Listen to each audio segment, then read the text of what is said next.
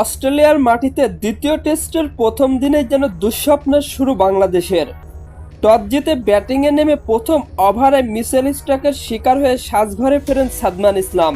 দ্বিতীয় ওভারে কোনোভাবে সামলে নিলেও তৃতীয় ওভারে আবারও আঘাত হানেন এই অজি পেসার। এক ওভারে তানজিদ হাসান তামিম ও অধিনায়ক নাজমুল হোসেন শান্তকে আউট করে টাইগারদের ব্যাটিং অর্ডার ধস নামান স্টার্ক। মাত্র 2 ওভারে বাংলাদেশকে যেন একাই চেপে ধরেন অস্ট্রেলিয়ার এই গতি তারকা। এরপর নিজের পঞ্চম ওভার করতে এসে আবারও আগুন ঝরান মিচেল স্টার্ক। মাত্র 16 বলে 9 রান করা মমিনুল হককেও ফিরিয়ে নিজের চতুর্থ উইকেট তুলে নেন তিনি।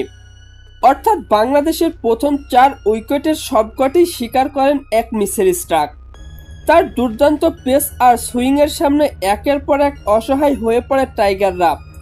ম্যাকের স্টেডিয়াম যেন এক মুহূর্তে টাইগারদের জন্য এক দুঃস্বপ্নে মঞ্চে পরিণত হয়ে দাঁড়িয়েছে। একজন মিচেল স্টার্কই যেন বাংলাদেশের ব্যাটিং লাইন আপকে একাই খেয়ে দিচ্ছেন। তার একের পর এক আঘাতে ম্যাচের শুরুতে চরম চাপে পড়ে যায় বাংলাদেশ। অস্ট্রেলিয়ার মাটিতে ইতিহাস গড়ার পর দ্বিতীয় টেস্টের শুরুতে তাই কঠিন পরীক্ষার মুখে টাইগাররা। এখন প্রশ্ন একটাই, স্টার্কের এই ভয়ঙ্কর তাণ্ডব থেকে বাংলাদেশ ঘুরে দাঁড়াতে পারবে কিনা।